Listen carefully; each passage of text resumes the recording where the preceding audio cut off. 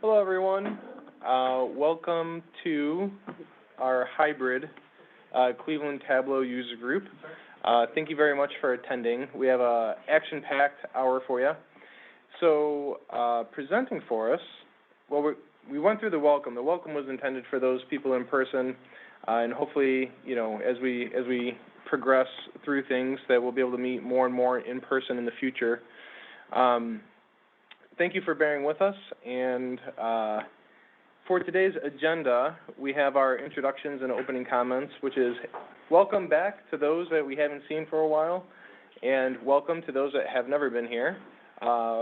We're glad to get these going. We have the November Tug session, which is actually available online, and you can go check that out on the YouTube, which is available on the LinkedIn page within our Cleveland Tableau user group.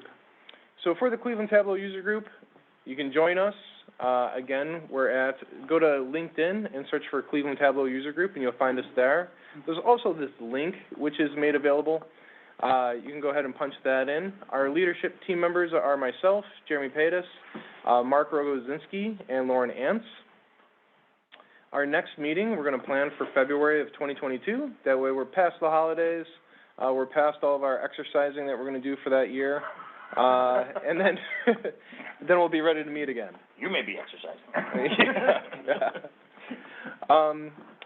But first, I'd like to kick things off by introducing our sponsors, Simvey Systems and Passporter. And our representative from there is Don Larson. Donna, so we have the view up there, but we also have this view here, which might be easier. Greetings, everybody. I just learned that Jeremy wanted me to say some kind introductory words, so I'm thinking pleasant, nice. Those are good, kind introductory words, right? I like that. Yeah. And on that note, everybody, thank you for coming, and I'll wrap up now because I know nobody really wants to hear from us. Thanks for coming, and we'll see you in February. All right. Well, thank you, Don. Much appreciated. Going back to our agenda real quick, we're at 5:04, so we're a little bit ahead of schedule. But we got Ian, who is joining us from Tableau. Ian's a pretty amazing guy. He's helped us with the Cleveland Tableau user group for, I don't know, maybe 3 or 4 years now. And unfortunately, Ian actually joined Tableau, so he's now a member of the Tableau team. And by doing so, he's no longer able to help us co-lead. But the good news is, now we have Ian presenting here today. He just joined Tableau in October of 2021. He's a lead solution engineer.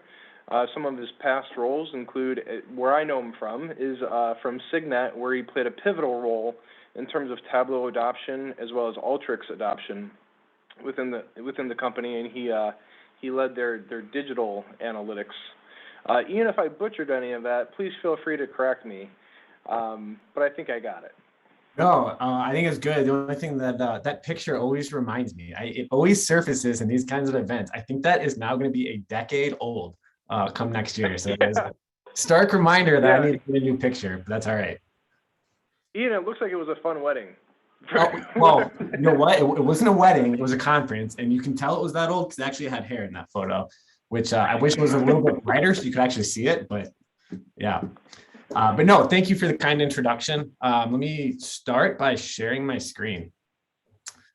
Let's see here. I'm going to go ahead and mute us on our end. For people in the room, if you have any questions, you can unmute by clicking the button, and then you will have the floor. But yes, I'm going to mute us and give Ian our undivided attention. Awesome. And are you guys seeing PowerPoint right now? Okay, perfect. And I'll try and monitor the any questions that come up in the chat. Feel free to chime in there. I'd like to make it as conversational as possible. So if questions come up or someone sees a new feature and says, "Oh, that's freaking awesome," and wants to chat about it, by all means, kind of jump in there. So what I want to talk about today is, go ahead. Ian, I'm sorry. I was just going to say, I'll go ahead and monitor as well. So I'll pitch in on that front as well. Okay. Sweet. Sounds good. So, of course, as you alluded to, what I want to talk about today is what's new. And there are so many new features that get released so frequently that it was really tough trying to narrow it down to what do I think is most relevant to you guys. So I tried to pick some new features that are fun that you guys can incorporate in your day-to-day work, as well as some things that you guys may not know. But before we dive into that, I did want to talk a little bit about the conference. So I think you guys were talking about this, but they have an amazing conference recap at this website. And they did a really, really good job of outlining all the different videos and recaps and putting them into kind of tracks that may be relevant to you. So a couple that I highly recommend that you guys take a look at is, of course, first, that Devs on Stage. So Devs on Stage is going to be all the new features, the roadmap of Tableau.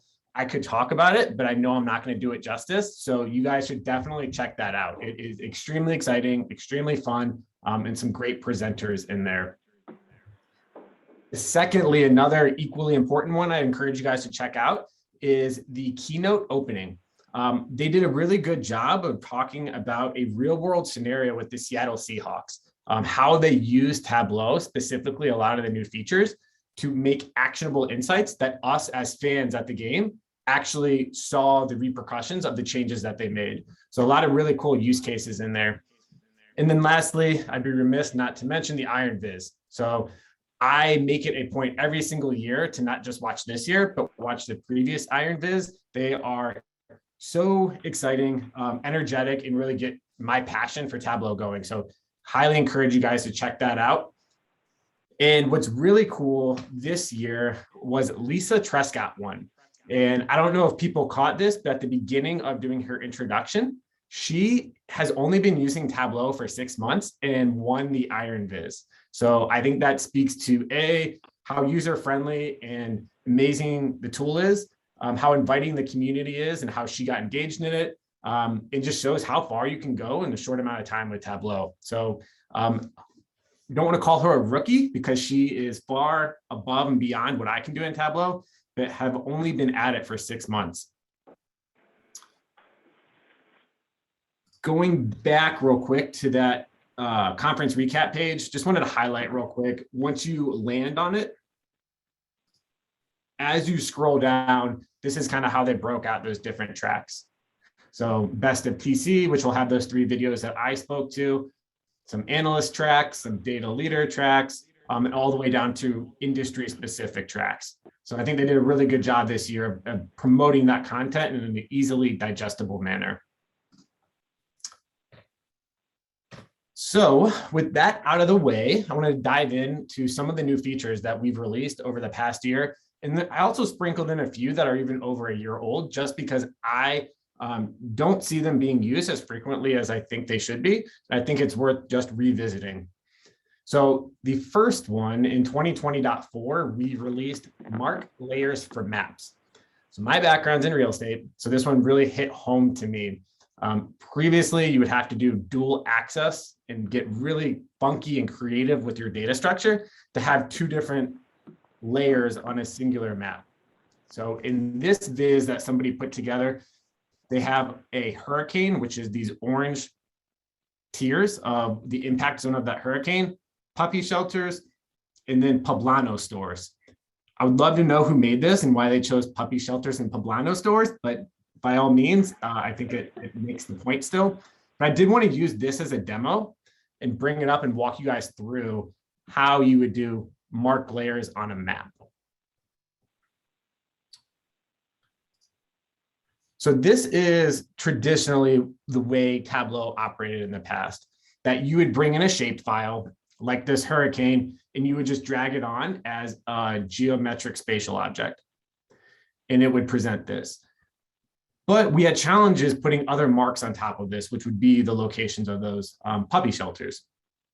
So what we now are able to do is we have our hurricane data. We can then switch to our puppy shelter data, dive into that logical layer of the data source, and join it with the existing data set. So we'll do a left outer join, so that way we keep the entire hurricane impact zone and just bring in those puppy shelters that may be impacted by it. And the way that we're going to join that is going to be on the geospatial object. Now on the puppy shelters, we only have a lat long. We don't have a geospatial object, and that's where we'll get creative and we can create a calculated geospatial object, which would be the centroid. So essentially what we're telling Tableau to do is go ahead and make a point on a map with latitude and longitude. And for the operand right here, what we actually want to do is where they intersect. So what puppy shelters are inside of that hurricane impact zone. Once we have that complete, we can go back to our data set and we now see that we have that puppy shelter information. But again, we don't want lat long. What we actually want is its own geospatial object, which is that centroid. So again, we're going to create a new calculated field called puppy shelter centroid, and it's going to be that same formula as before. So make point, latitude, and longitude. And then it's as simple as dragging it onto the canvas. So we're just going to add it as another layer. You can see that all the shelters got added. And one of the cool features that I think gets overlooked is I don't need to see this entire map. So what I can do is go to the thematic layer of this geometry, which I will relabel hurricane, and tell it that I don't need to zoom to the extent of the entire pane. Because what I really care about is zooming to the puppy shelters. So let me get rid of that.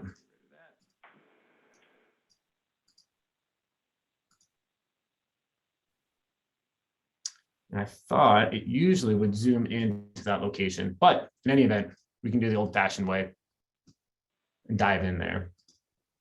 Now, it did bring this in as one entire image. So to separate those dots into individual puppy shelters, we'll go down one level of aggregation and just bring in the shelter name, add it to detail, and now you can see each individual point.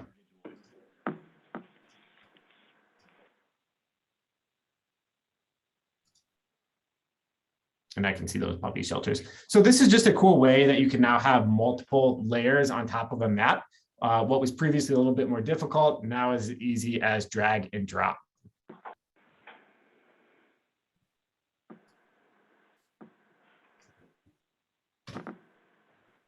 Another cool feature, and some of these will be quick hitters, other ones will have more demo tied to it. So for those of you that have data management, which is an add-on for Tableau, which gives you prep conductor, which allows you to schedule prep flows, but in addition gives you a data catalog. So now when you have data quality warnings on your data assets that sit on Tableau Online or sit on Tableau server, they now will be pulled down to your actual desktop machine. So as you open Tableau desktop and input data sources, you will see these alerts to the data. In this case, somebody set an alert saying the Superstore data set has sensitive data. So you'll see it both while you're creating and while you're bringing in different data assets. So it's pretty cool to see that persist, not just on Tableau Online, but also to both experiences on your Tableau desktop. Another one that kind of gave me a little grief and some other people I know that worked with parameters quite frequently is having them dynamically update. So now, not only can you set your parameter targets being pulled from a field, a good example would be dates. So if I had monthly data, as new dates come in, January of next year, for example, you had to manually go in and add that to the parameter field. Now Tableau will automatically recognize that new data was brought in and added to your parameter dynamically. And I'll pull up a quick example of that.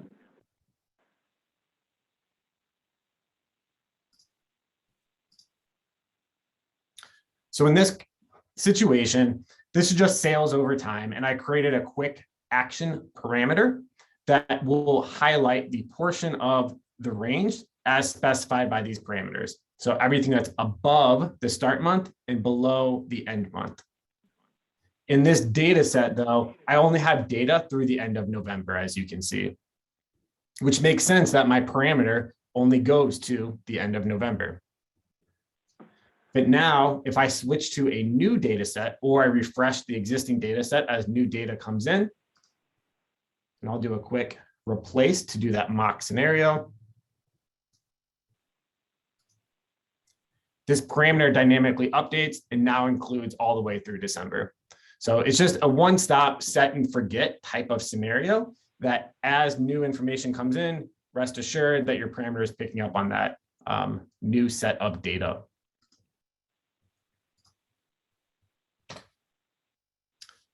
Einstein dashboard extensions. So this is an extension of our Salesforce TCRM environment. So for those not familiar with Einstein Analytics, it's a AI, ML, or auto ML solution for Salesforce customers that takes that model and applies it to Salesforce data across your system.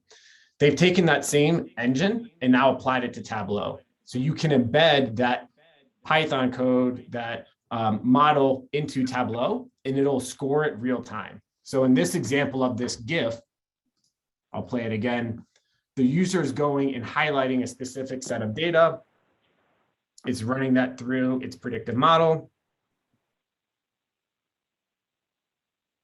and then giving you the results. So the 4 types of models that Einstein does, it can do what if scenario building, forecasting, predictions, and my favorite, which is next best action. So it'll give a recommendation based on the data it's seeing. For example, if you have a call center, to tell the user the next best action to take would be to call the customer, or the next best action could potentially be move on to the next customer because this one's not going to convert. So it gives a recommendation not only of what's happening, but what you should do about it.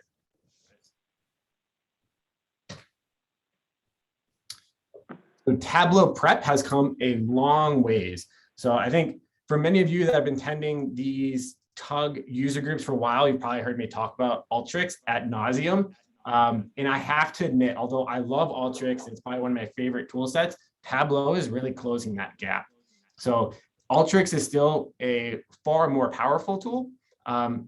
If you are just looking to do basic elements like joins, like unions, basic data manipulation, that's where Tableau Prep can come in. And I'm going to pull it up in just a moment. But Alteryx, on the other hand, of course, has more geospatial. It has more predictive capabilities. But for your everyday user, this is a feature that I think a lot of people would really be advantageous to try and get a hold of. And it does come standard with all of your desktop creator licenses. So a lot of people are paying for this functionality, but not necessarily using it. So in this example, and I'll just walk through Prep really quickly and then also talk about the new feature, which is outputting to Excel. So Prep is a drag and drop interface to let you do that quote unquote last mile of ETL work. So in this particular example, we have 6 different data sources, orders from the south, the east, the west, and the central. We do various manipulations, whether that be filtering to remove nulls, fixing data type issues, grouping states, or just doing a combination of all of that. We union that data together, and we can actually see that at every step of the way. We union it together. We joined in some return data. We summarized it, brought in some quota information, and joined that back to the data set. Ultimately giving you the flexibility to either A, publish to Tableau Online as a published data source. You can write back to different cloud-based systems, or now even write back to Excel. So if I add an output step, I can now write it as either a hyperfile, or I can change that to an Excel or a CSV.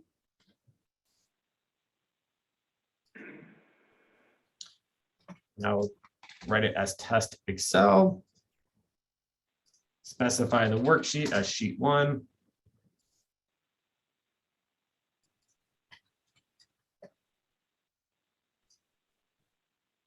And then run the flow. And that will output that to Excel. So for those of you that have direct connections to various databases, this could be a way to trim down your data set to increase performance. and free up some space potentially on your server.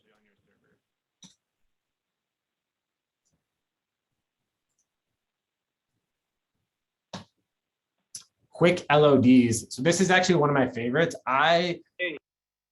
Yes. Hey, Ian. Hey, sorry to interrupt, but we got a question. Sure. Joe is asking, how about a Google Analytics connector for prep? Google Analytics. So yes, you can write. So as far as Google Analytics, are you thinking digital data, or are you talking more about Google BigQuery?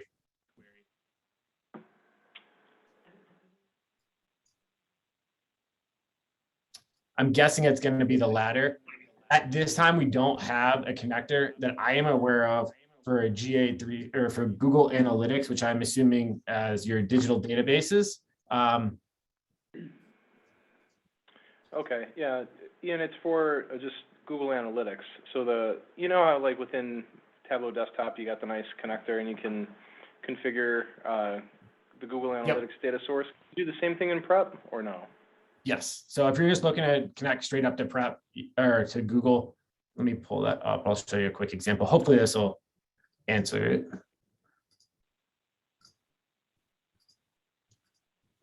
So you do have the same kind of different connectors, not all of them, but pretty darn close to them. So whether it's a Google Drive, cloud-based SQL, or Google BigQuery, hopefully that answers your question, that you do have almost, I'd say 70% of the same connectors for a standard Tableau desktop in Tableau Prep. Yeah. I think to answer Joe's question, we just don't see Google Analytics, right? Which is kind of a bummer, but. Yep. So I'm going to research that one for you. I'll see if there's a timeline or anything. Good question, Joe. Thank you. Ian, I have a question for you as well. Sure. Oh. Is this working? Okay, perfect. So you mentioned the gap between Ultrix and Tableau Data Prep, data science being a big piece of it. Obviously, with Salesforce, they're integrating a lot of their pieces into the desktop tool. Are they looking to integrate some of those pieces into Prep, like Einstein Analytics, et cetera, to kind of close that gap? Yes, so Prep actually already is inside of, or not Prep, Einstein is inside of Prep right now. So there is a connector that you can bring in. The only downside to that is it's going to score your model inside of Prep and then persist the values or the output of that predictive model into that database. So it's not going to requery it live as if you would be doing traditionally in your dashboarding experience. So every time you run the flow, it'll rescore it, but then it's hard coded into the data behind the scenes. But okay. Einstein is connected inside of Prep today. All right. Are there any other features that they're going to be extending up besides that you're aware of? In terms of predictive capabilities? Yes. Not that I'm aware of at the moment, but I know that they're constantly working on improving and adding new features. But at the moment, it's just the Einstein. All right. Thank you. Yep. Great question. And actually on that same note, one of the things they're also working on, I think they talked about this on Devs on Stage actually, is embedding Einstein inside of Tableau. So right now, if you're familiar with it, you actually have to go through Tableau CRM, which is in the Salesforce environment, to create your model, and then you embed it into Tableau. What they're working on right now, which I think should be out in one of the first few releases, is actually having that model creation stay inside of Tableau. So that way you're not flip-flopping between different systems.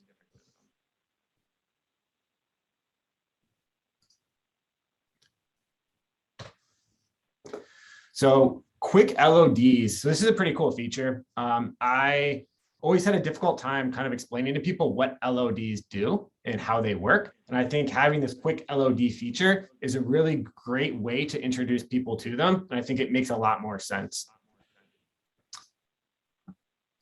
So now if I wanted to do a fixed level of detail calculation where I'm fixing my average sales by state, historically,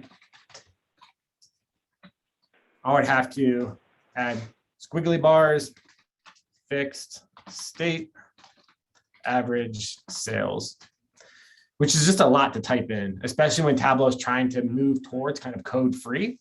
So now instead of having to write these out, you can actually drag them on top of each other. So if I take my dimension, or my measure rather, and drag it onto my dimension, which is state, it's going to create that calculation for me on the fly. So just a quick little hack to make LODs a little bit faster and more intuitive. Ian, I can tell you personally, that's huge. Like that's a really cool trick. Yeah, thanks for showing that. Yeah, I thought it was pretty cool. Hey, Ian, it looks like we have another question. Sure. What if you want to do a fixed LOD using multiple dimensions? That is a great question. I think I could be wrong. If I'm going to do state and city. Let's see. I'm not sure. I don't think it's possible at the moment, but let's try this.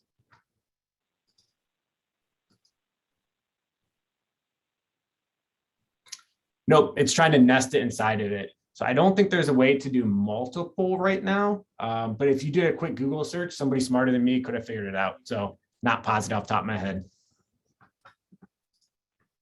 Yeah, good question though. Thank you, Chloe.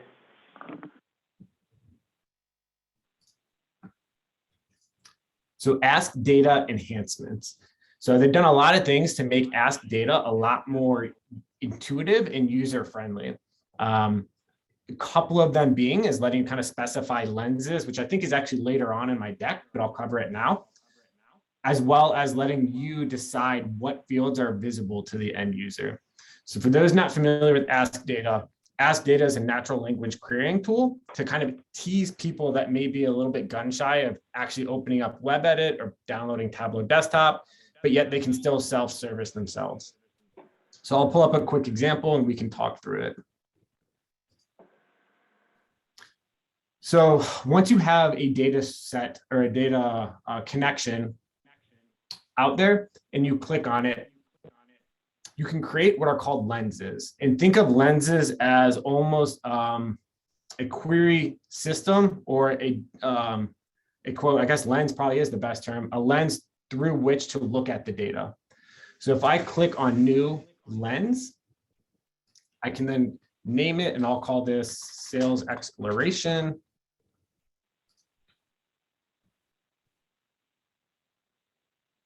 And now I can customize how the user is going to interact with this Ask Data engine. And a lot of times what I find is people go down this side and they say, this one's not too bad, but there could be 10, 20, 30, or even 50 plus different attributes. And it kind of intimidates people. So now rather than having you recreate an entirely new data set, I can go in here and edit what fields people can see and interact with. So I can go and maybe I only want them to be able to see, I don't know, category, city, country. I don't want them to see customer name. I don't really particularly care about order ID, so on and so forth.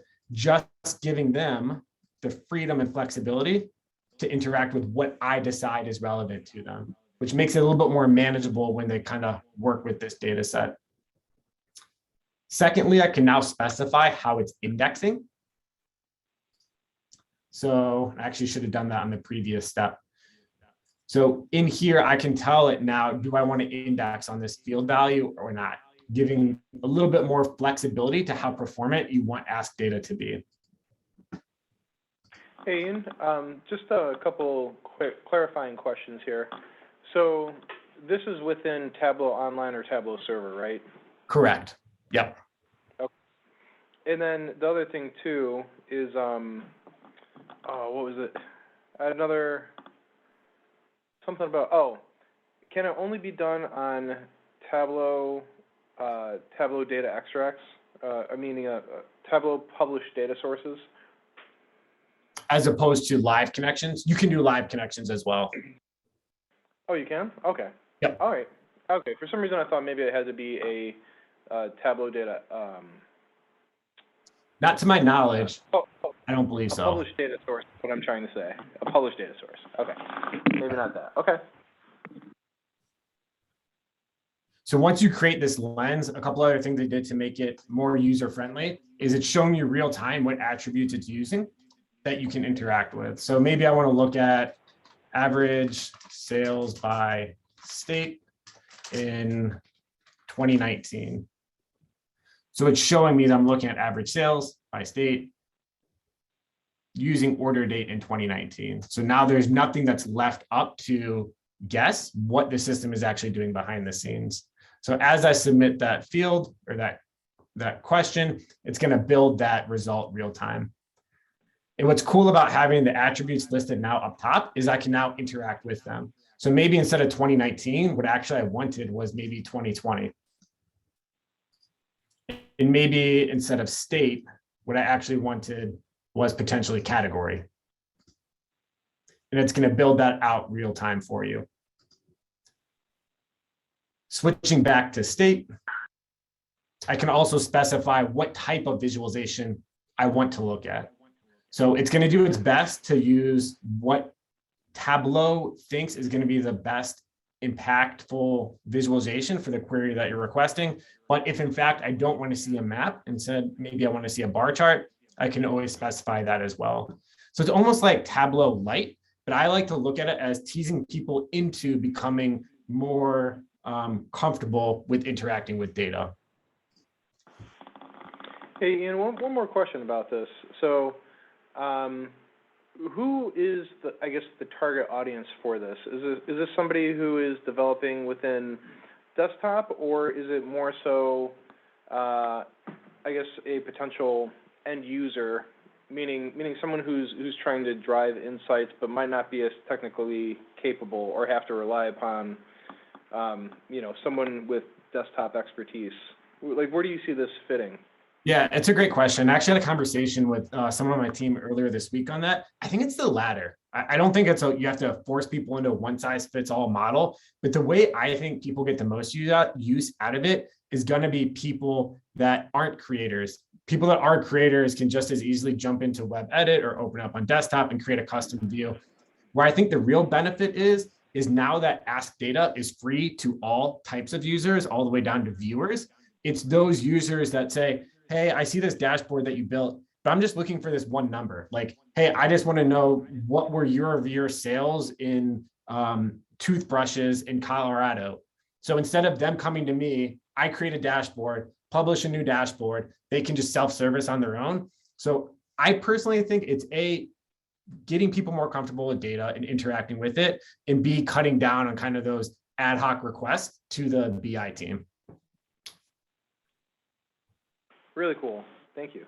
And I think, we talk about, maybe we haven't talked about this too much, but like data literacy within your company and making people comfortable with data, like this could be a very good stepping stone or bridge towards that.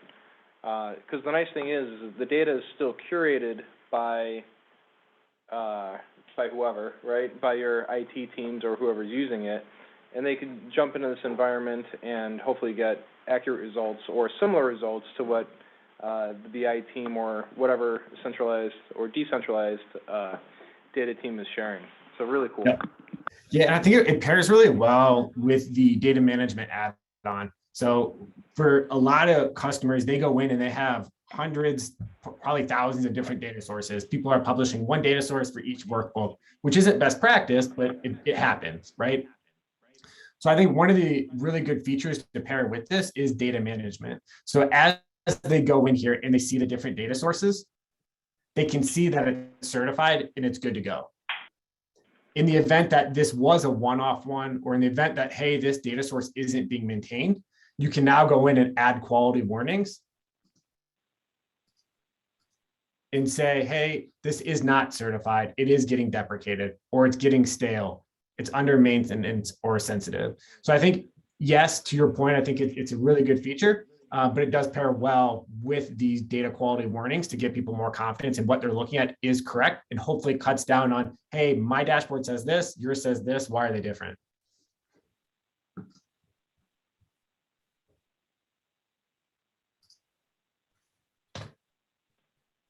So metrics is another really cool and exciting feature. So this one actually came out in 2020, but I think it's worth revisiting for a few different reasons. One, we're adding a lot of new enhancements. We're trying to bring this to the forefront. And then secondly, we don't see it really being used as frequently as I think it should be. So I did a little research on it and tried to understand what was the creator's thought process when they made these metrics? And we'll talk about, and we'll create one here in a minute.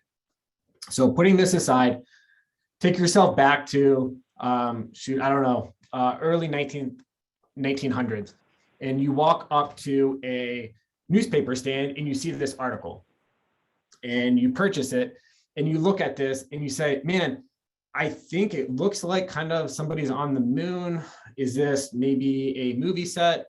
Shoot, I don't have time to read this full article. So you don't know what becomes of it because you don't have time. In another parallel universe, you look across the street and there's another stand and it has this. The eagle has landed, 2 men walk on the moon. So you don't even have to read that whole entire article to have a conversation with somebody. So if somebody came up to you and said, hey, did you hear about the landing on the moon? You at least feel that, hey, I saw this article. I kind of understand what's going on and you can converse in a conversation. Whereas without that headline, you may not feel as comfortable doing that. And that's kind of how I like to think about metrics. So what metrics are doing is they're just giving you a quick snapshot of what the most important piece of information is on the dashboard as defined by you or the creator of the dashboard itself. So jumping back into our Superstore example, you can see a few different metrics that appear at the top here. So I, as the audience of this dashboard, I don't need to open it up. I don't need to kind of sift through all the different pages. I can immediately say, okay, sales and technology is down 90% and it was $572.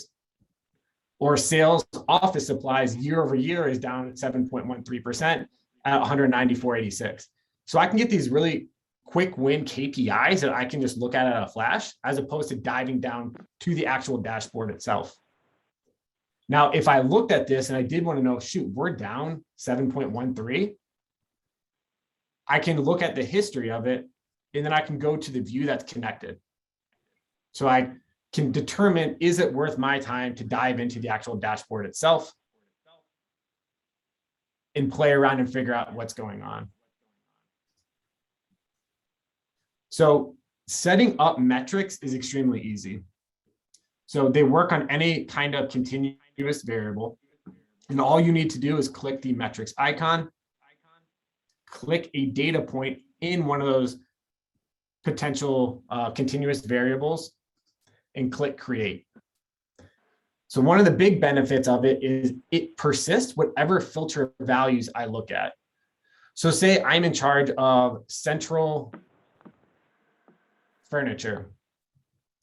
So I can switch to the central region, just look at furniture and create my own metric. And I'll call this central furniture sales. I want to have a comparison line that looks year over year or 52 weeks prior and create that metric.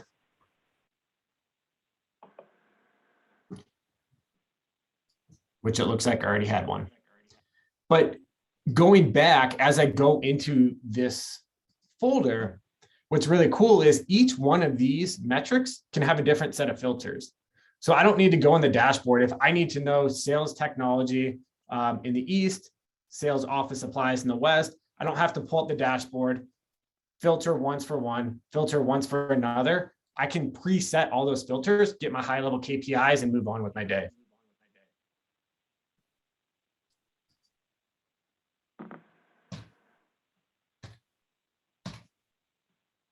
So we talked about this for a bit. Ask Data is now for viewers. So again, opening this up to a wider audience. It previously was explorers and creators only, which was kind of, to your point earlier, Jeremy, defeats the purpose. Creators and explorers, they know how to use web edit. They know how to create their own dashboards. The real benefit is really going to be leveraging this with the viewers. So another little quick hitter or tip. This is another button that they added, which is really, really cool. So if I am in the flow doing web edit on an existing dashboard, and they are starting to become parallel, web edit and desktop, it's, I would say 95% there. So for those of you that have not tried web edit, I'll give it another shot. A lot of the features that we're missing are now enabled. But if for whatever reason you want to look at this dashboard in desktop mode as opposed to web edit, instead of having to download another copy, open it up, publish it back up, they now have a quick button that you click the button and it'll then open it in Tableau desktop, which you can see is opening right here. So it's just a one-stop click to go from web to desktop.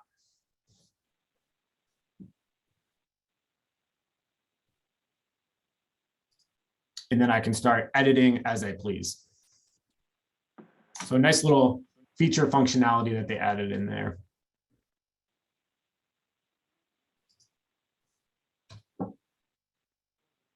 We talked about mark layer controls on a map.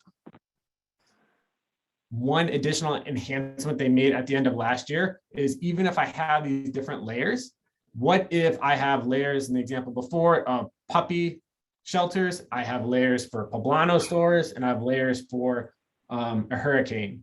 Well, maybe not every user wants to see those. So now they give you the ability to toggle on and off different layers. And this persists on Tableau Online, on Tableau Server. So it's not an edit, it's an interactive field that users can then go in and edit on the fly.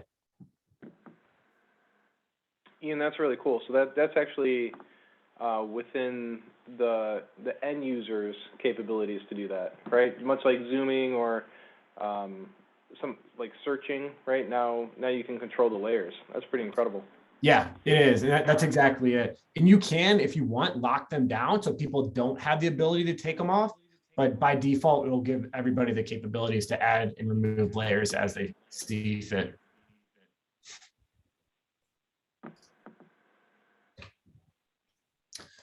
So collections is a new enhancement that's pretty cool too.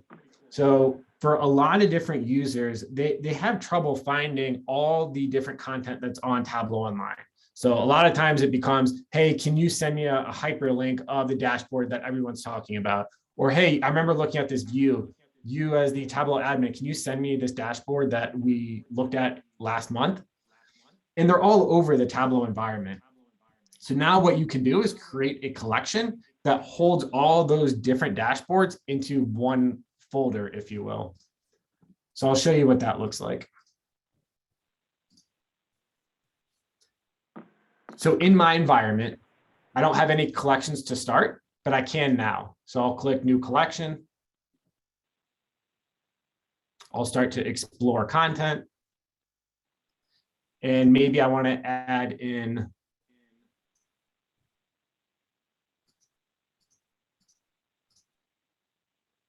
this dashboard to my collection. My mouse would agree with me. So I can now click that. I can add it to my collection. And then maybe not in Superstore, but maybe in my samples folder, I also want to add this regional view.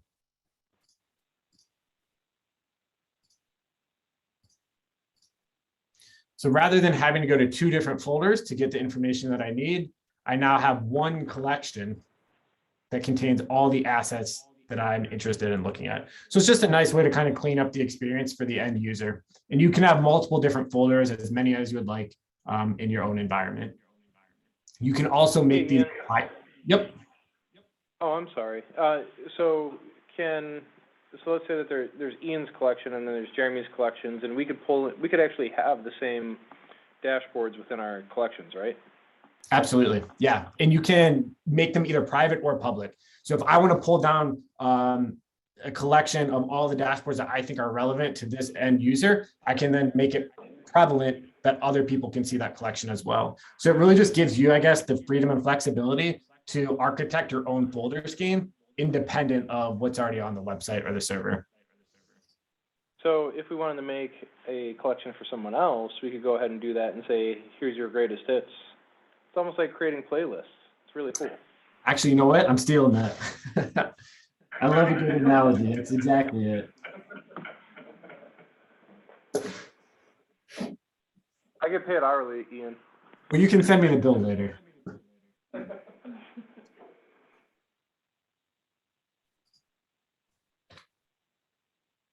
So linked tasks. So going back to kind of talking about the similarities and differences between Alteryx and Tableau Prep, they're doing a lot of things to really kind of make it more in line with each other or more parallel. One of the ones they added this or most recently is what's called linked tasks. So it's essentially saying, hey, I want this prep flow to run after prep flow 1 runs. So say prep flow 2 is dependent on prep flow 1 running successfully. So now you can schedule them one on top of each other and only running upon successful completion of the previous flow. So if that didn't make sense, I can kind of show a quick demo of what that looks like.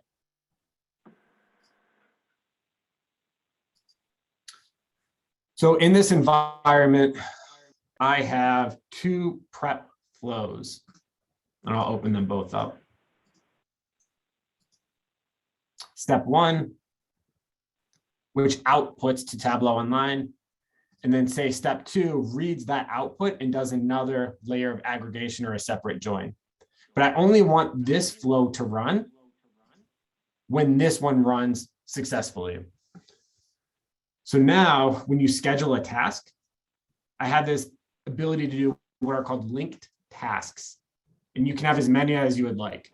So in this instance, I'm saying I want to run step 1 upon successful completion, run step 2. In the event step 1 fails, it'll stop the future tasks. It'll email myself, and it can add one of those data quality warnings to let people know that, hey, step 1 failed, step 2 may not be up to date.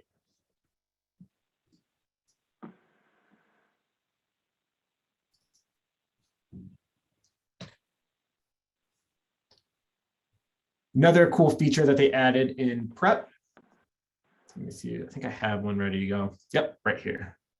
2 minute Prep windows, is what's called generate rows. So for those of you that are familiar with the benefits of scaffolding your data, I think we actually talked about that in a previous tug. A lot of times your data may look something like this. So I have data from January 1st all the way to the 6th. Then I'm missing 7, 8, 9, and it starts again on 10. So the way your line would look in a graph, it would just have missing data in that point. When in reality, you would want your line to go up, down to 0, and then start back up when data persists. So now what we can do is generate rows. So if you click the next step, new rows, it's asking you what field do you want to make the new rows on. And I'll select date. And you can see now it's going to add those fields in there. For those of you doing kind of predictive modeling where you want to impute that value, you can tell it to copy from the previous row.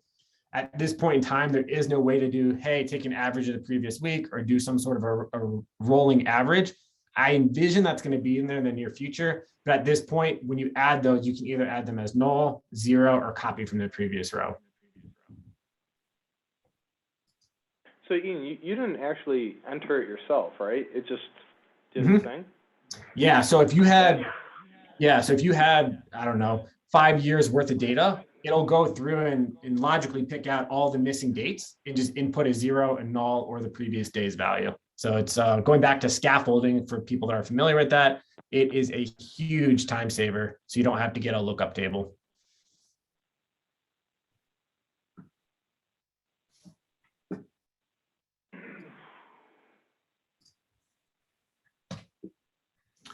And lastly is personal space.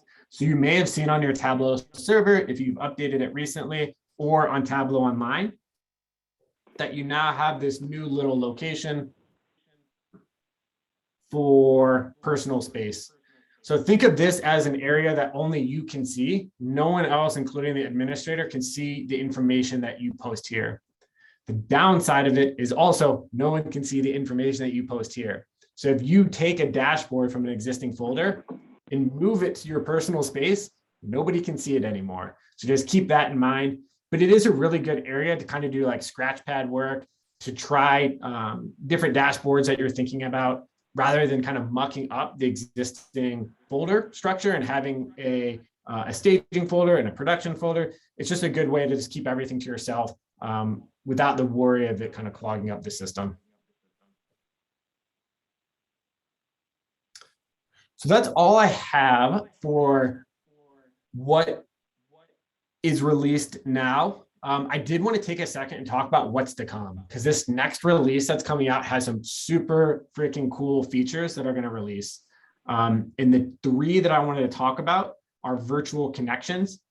So for those of you that attended TC, you may have already kind of teased this, but for those of you that have not, this is essentially going to be a service account for all of your cloud databases. So rather than having to create an authentication token for each individual, now you can create one virtual connection, and then with this simple check mark, permission it to whoever in your organization needs access to that data.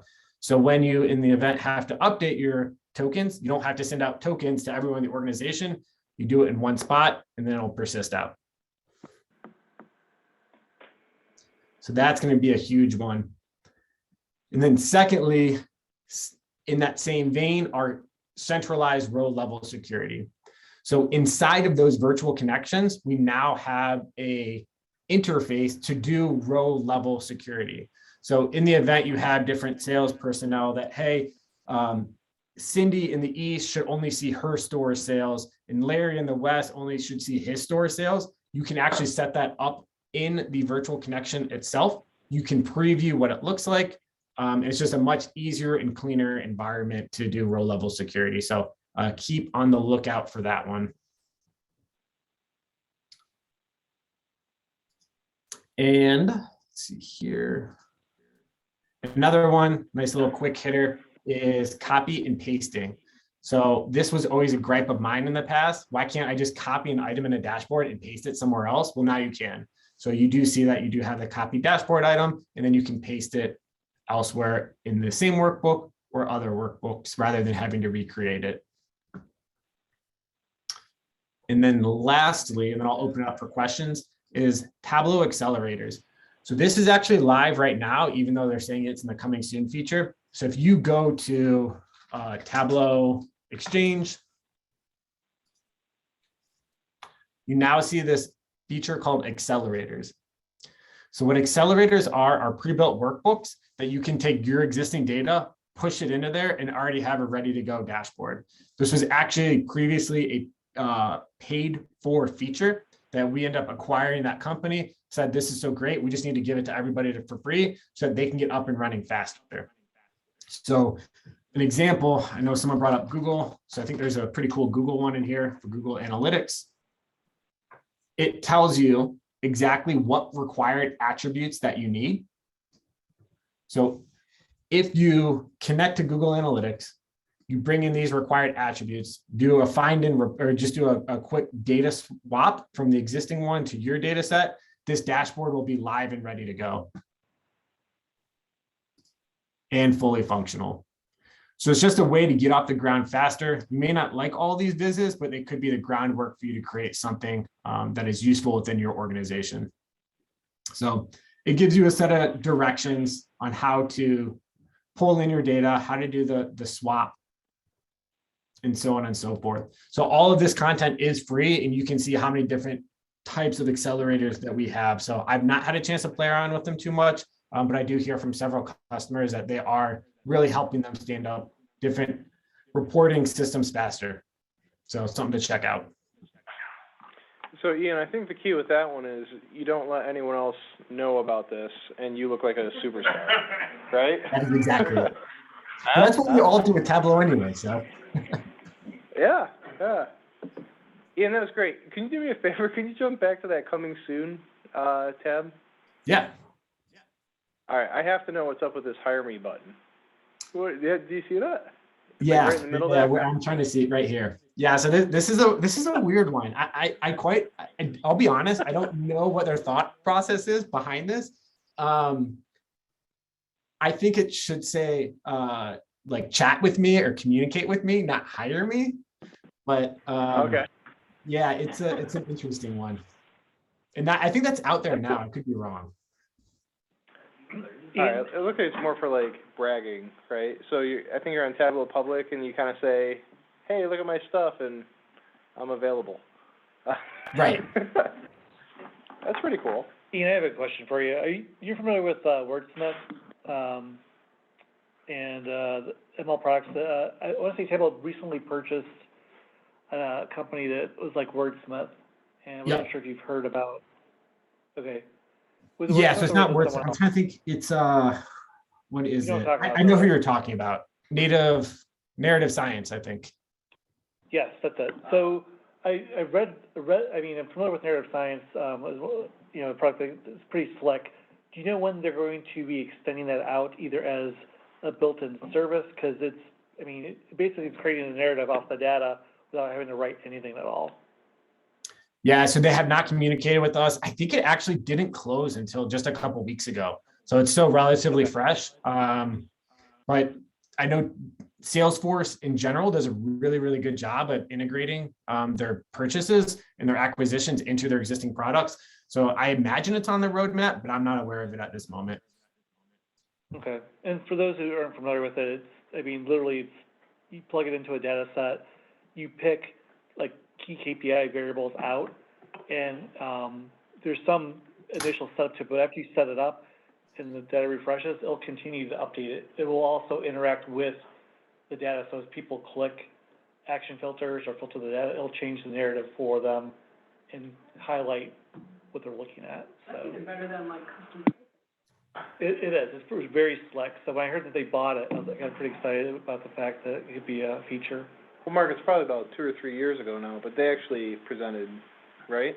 They did. I did bring them out because I was trying to get a pilot started up at CBS. Didn't get the funding for it at that time, but able to get it now by osmosis. They bought it. We'll just have it. So That's really cool. yeah. On one more addition thing that I think is pretty cool, has any Slack users here? Slack? All right. Okay. Yeah, well, the cool thing is Tableau integrated with Slack now, so there's a Tableau app available within Slack, so you can set up data alerts. So if that's where you do your main course of business, you can set up data alerts, and you can also comment and have conversations with Slack through the Tableau app, and that was released recently, I think, I don't know, maybe like 2 or 3 months ago, but I've seen that work out pretty effectively. It's pretty cool. Yeah, and the nice even thing is, they're adding Ask Data to that as well. So they're trying to, which it'll be interesting to see how this actually works out. But in the flow of communication, you can ask questions of data or of Tableau, and it'll retrieve the dashboard real time and bring it back to you. So Ask Data is working on getting integrated with Slack. very cool. Any other questions from anyone, everyone? I have questions though. Oh, you first. I have a quick question. You were talking about the row level security, changes coming up, and without going too deep in it, is that compatible with like an entitlements table, or is that just like a better, interface if you're gonna manually make, changes? Yeah, so it is compatible with an entitlements table. So you would drag that in. It doesn't show it in this GIF right here, but you would drag in that entitlements table, say what that join is, and then that would be part of the process. Awesome. Yep. Yeah, it's really cool. I don't know if anyone in the room has tried to do row level security previously. It's doable. Yeah. It's not fun. So this is leaps and bounds better than the previous process. Yeah, I think it works great as long as you're okay with 40 million rows in your, data. Yep.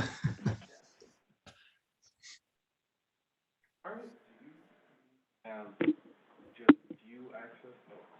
Do you need to have viewer Tableau, license, or can you just view this logging into a website?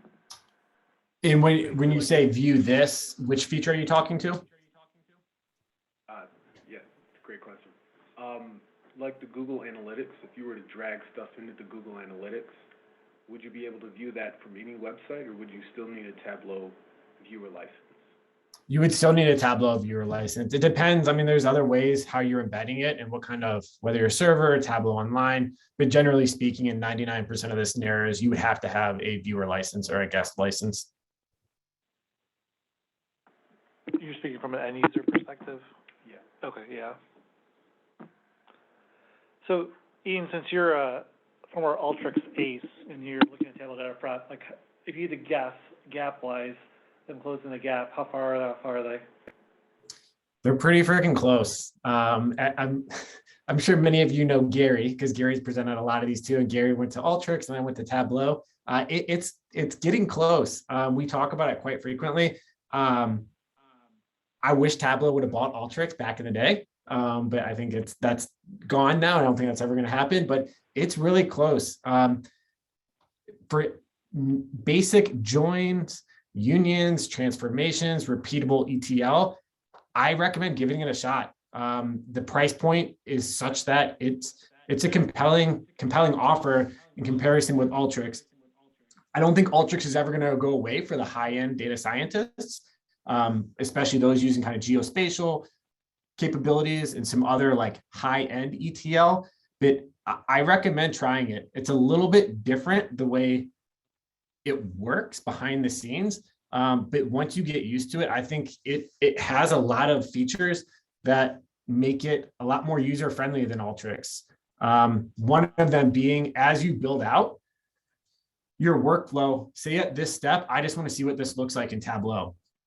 You can right-click, preview in Tableau Desktop, and it's going to open up that data. Let me open up a different one. That data is not connected right now, but it'll open it up in Tableau Desktop real time. So it's just, it keeps you inside of one product from beginning to end. And the other really cool feature about it, for those that have data management, let's see, I never like doing demos without trying it, but let's see if this works. If I go to, let me find one that I know works.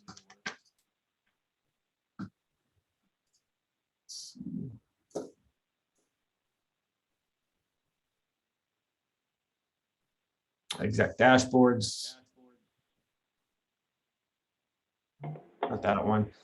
In any event, if I open up a workbook and look at the lineage, it's not going to show it on this one, but it would show that this dashboard was created from this prep workflow, which is connected to these data sources, which is connected to these data tables.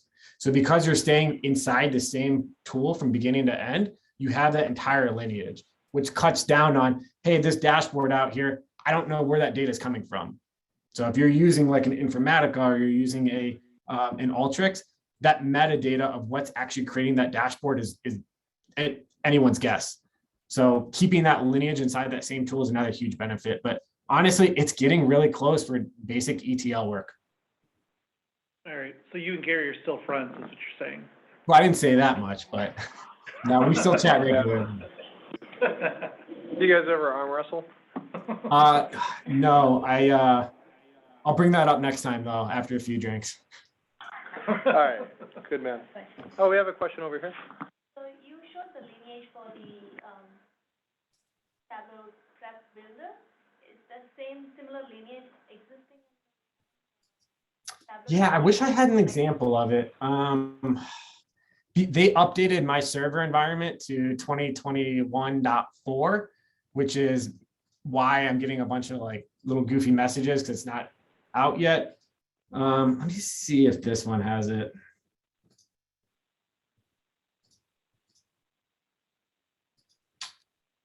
Yeah, something's goofed up on this, but to your point, if I heard you correctly, all the data lineage from prep all the way to the actual dashboard itself is all captured in the same linear lineage.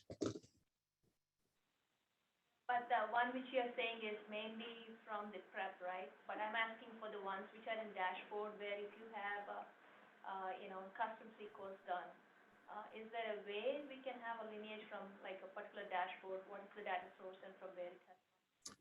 So there are metadata APIs that you can send that data through if you don't use prep. it gets a little bit trickier.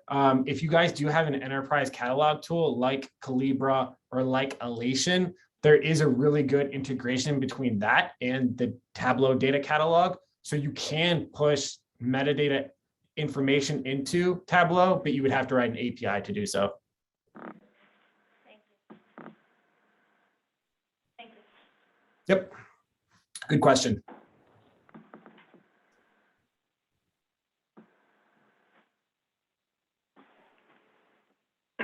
Any other questions for Ian?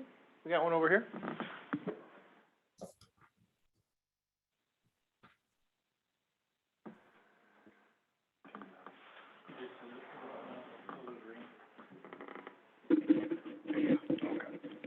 Can you hear me now? Yep, Ian, can you hear? I can. Sweet. If you're trying to instill like a culture of using data, would you say it's better to start with like Tableau Prep or Tableau Desktop? Because I started with desktop and it's been really difficult. Yeah. So I don't like to say there's a one size fits all model. My personal belief is Tableau Prep is probably the right place to start. And the reason being is really a couple things. You need to understand where your data is coming from and the architecture of it to be able to use Tableau Desktop efficiently. Secondly, as you build this, you're kind of getting familiar with data visualization and with the way Tableau looks at data as far as almost bucketing it, as opposed to looking at it at a row level basis like this. So I think Prep does a really good introduction to Tableau Desktop. But I say all that, and I think everybody learns differently. My previous role was to expand Tableau and Alteryx across my organization. And I learned quickly that everybody learns differently. The biggest piece of advice that I have is people need to be in the tool on a regular basis. It can't be something that, hey, once a week I'll dive in for 30 minutes. They have to make it a priority and doing it continuously for it to really sink in. And the way that I had the greatest amount of success in getting people to really understand that is not going to the user, but instead going to that user's leadership. So I'd go to the managers or the directors or the VPs and have that conversation of, hey, why is it important that you take something off that user's plate to learn tools like this? Because it's going to make them more impactful 6 months from now. It's the best ROI you can get is getting people comfortable with tools like this, but they have to be in it day in and day out. So hopefully that helps answer your question. Cool, thank you. Any other questions from the group? You don't have to have them. I guess I'll just ask one last question. Oh, here, Tammy, hold on. I guess I'll just ask one last question. If you happen to have any recommendations for, although I think I've pretty much read every white paper ever written on row-level security, but if there's any out there that you recommend for when you're looking at like sophisticated entitlement tables where you have different levels, you know, hundreds and hundreds of users with different levels of access.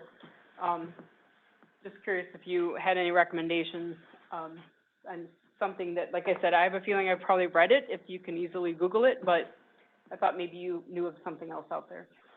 Yeah, so nothing that you probably haven't read. I would recommend not doing it, and this is just my 2 cents. I've never had to institute row-level security at my organization, thank goodness.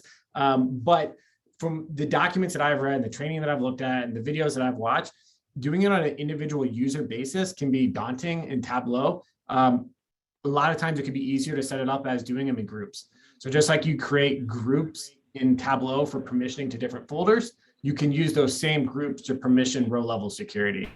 I would really recommend you look at Tableau Central row-level security, which is different than row-level security. That's this new feature that's going to come out in 2021.4. So if you haven't looked up, take a look on Google for both virtual connections and Tableau Central row-level security. You may get some different white papers that you haven't seen yet. Okay, yeah, great idea, thank you. One last call. Any other questions for Ian? He hasn't even had dinner yet. Pizza here for you. Come on. Yeah, if you I want. know, you guys are all drinking beer, eating pizza. I'm jealous. This is root beer. One last thing to call out. So we did have a question, which is more of a comment. So Mary McDougall mentioned that at PNC, the PNC Bank marketing team is hiring. They have 2 open positions in the Cleveland area, looking for Tableau and Hadoop and or Teradata experience. So PNC Bank, formerly known as National City, which is where I started my career. Crazy. As did I. It's funny. Ian, you did too? As an intern, yes, for 2 years Oh, wow. in Pittsburgh. Wow. Yep. That's cool. All right. Small world. All right. Well, Ian, thank you so much. Everyone on, let me see if there's, Mary.McDougall, and I'll put it in the chat. Is that okay, Mary, if I put it in the chat? All right, I'll put it in the chat. I think it's okay. Okay. And great questions by the group, by the way. I love the engagement, and you guys are a lot of really tough questions. Sorry I couldn't answer them all, but hopefully you guys learned at least a few things today. I did. I know some of the things you've shown are going to make my life easier, including just quickly making those fixed LODs, yep. LODs. Yeah. I use those all the time. Yep. And map layers. Can't wait to mess around with that. So a lot to unpack. So thank you very much, sir. Good stuff. For my end, anything else, Ian? He muted himself. I think did. he said no. I said thank you, and I appreciate it. Now I'll go on mute. All right. So just to wrap up, again, we're hoping to have another Tableau user group in February. Meet then. We're open for topics. I think maybe Mark, either in December or January, maybe we could get a survey out, try to identify what topics might be helpful for the group, as well as meeting time. I know for some people this is too late. You have things that you want to do and people to get to, which I completely understand. It seems like February? Surely you just. February. The dark days of winter. Yeah. But then there seems to be a sweet spot, like 3 p.m., right? That way it could be on work hours and you can kind of sneak out and do it. And for any companies that want to host an event, it's a great opportunity to get people to come in, especially like people like Mary McDougall who don't seem to get recruit talent, might be a good opportunity to bring someone. So just let us know if you can host events, and we appreciate it. Yeah. So we're always looking for places, topics, anything like that. So, all right. Well, thank you very much for making it out. I think we had a really good session. Ian, thank you so much. We really appreciate it. And hope everyone has a great rest of your December. Thank you.